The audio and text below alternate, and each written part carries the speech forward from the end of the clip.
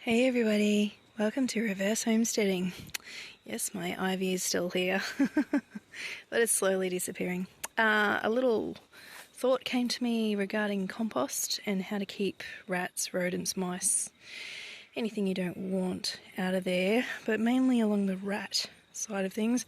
Found some rat poop on the back step about a week ago, and probably because I'd left my little compost bin outside, but it did have a paver on top of it, so yeah, it didn't get in, but it still made a mess. So yeah, just trying to think of how to keep rats out of the compost.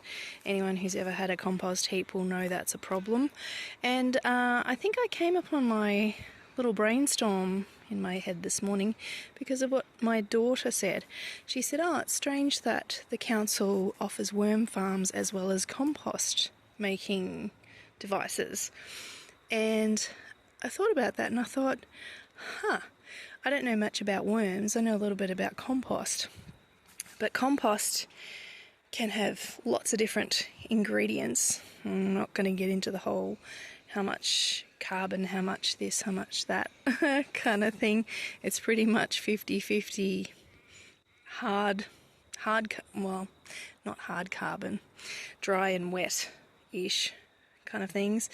And I thought, most people know not to put bread in the compost because that attracts rats. But this sort of thing, which is just general clippings from my other plants, is actually something that does really well in the compost. It makes good compost.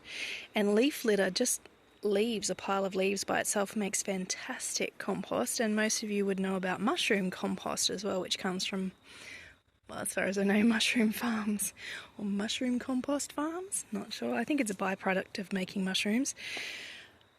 So all that to say that worms need sort of things that we would eat, like vegetable, fruit, sort of scrappy things, as far as I know, and as well as some things like shredded paper and cardboard and sort of drier ingredients, if you will.